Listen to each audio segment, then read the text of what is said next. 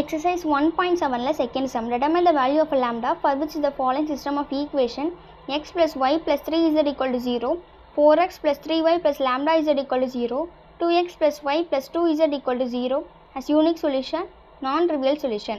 3 equation கொடுத்திருக்காங்க. ax equal to b. First நம்ம இந்த மெத்தடில் எழுதிக்கிறோம். aங்கிறது coefficient of x, y, z, xங்கிறது x, y, z, bங்கிறது constant அதாவது 0. அப்புறம் a, bன்னு எழுதிக்கிறோம். aயும் bயும் சேர்த்து எழுதிக்கிறோம். இதில் லாம்டா கண்டுபிடிக்க சொல்லியிருக்காங்க. லாம்டா வந்து செகண்ட் ரோவில் இருக்குது, அதை நம்ம தேர்ட் ரோவில் மாற்றுறோம்.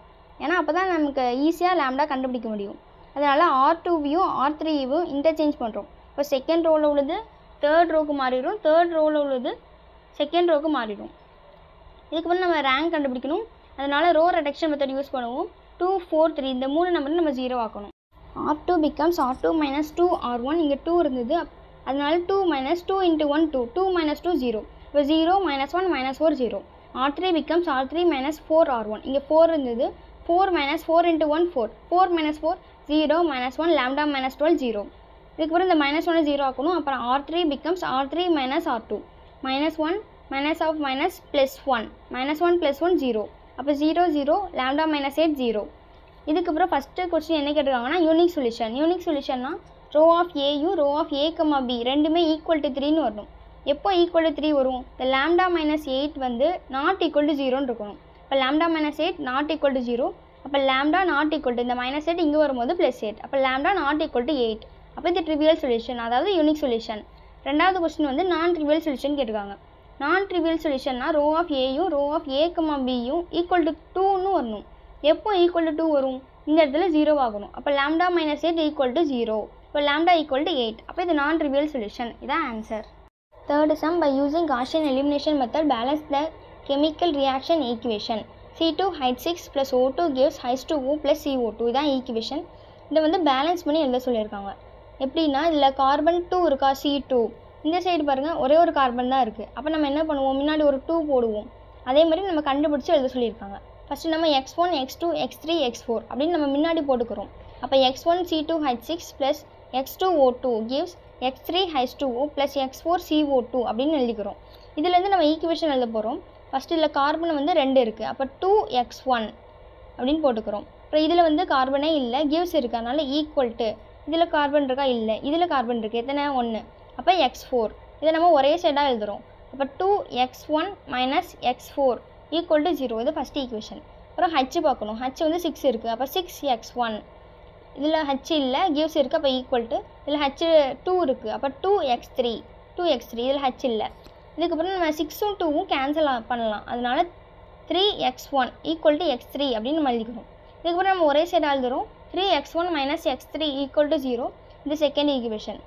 இதுக்கப்புறம் ஓ பார்க்கணும். இங்கே 2 இருக்குது, அதனால் 2x2 கிவ்ஸ் இருக்குது, ஈக்குவல் டு இதில் ஒரே ஒரு ஓ இருக்குது, அப்போ x3 ப்ளஸ்ஸு இதில் வந்து 2 ஓ இருக்குது, அப்போ 2x4 இதை ஒரே சைடு ஆக்குறோம். அப்போ 2x2 minus x3 minus 2x4 equal to 0. இது தேர்ட் ஈக்குவேஷன். அப்புறம் ax ஈக்குவல் டு b இந்த மெத்தடில் எழுதுவோம். அப்புறம் a, b ஏயும் பியும் சேர்த்து எழுதுவோம்.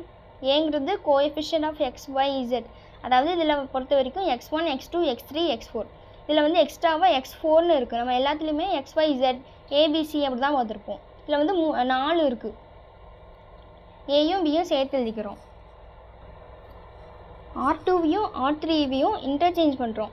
ஏன் அப்படின்னா இங்கே 3 0 இருக்கா, ஃபஸ்ட்டு இதில் வந்து செகண்ட் ரோவில் இருந்திருக்கும் 3 0ன்னு. நம்ம வந்து இந்த ட்ரையாங்கிள் ஷேப்பு 0 கொண்டு வரணும்.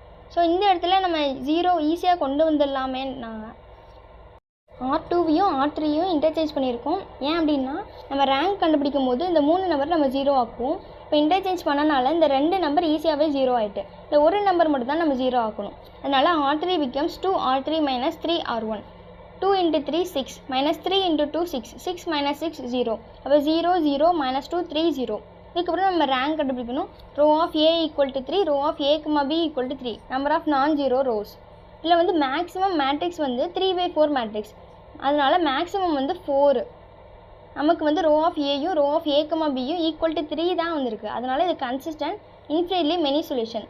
ஃபஸ்ட்டே நான் சொன்னேன் XYZ தான் எல்லா கொஸ்டின்லையும் வரும், இதில் மட்டும் x1, x2, x3, x4 வேறு வந்திருக்கு. அதனால் இது கன்சிஸ்டன்ட், இன்ஃபினிட்லி மெனி சொல்யூஷன். அப்புறம் இதுலேருந்து நம்ம ஈக்குவேஷன் எழுதியிருக்கோம். 2x1 minus x4 equal to 0 first equation. 2x2 minus x3 minus 2x4 equal to 0 second equation minus 2x3 plus 3x4 equal to 0 third equation. இதில் வந்து x4 equal to t, அதாவது நம்ம z equal to k ன்னு எடுப்போம், அதே மாதிரி x4 equal to t ன்னு எடுக்கிறோம். இதை நம்ம தேர்ட் ஈக்குவேஷனில் போகிறோம். இப்போ minus 2x3 plus 3x4க்கு 3t equal to 0 plus 3t இந்த சைடு வரும்போது minus 3t. இப்போ minus 2x3 equal to minus 3t.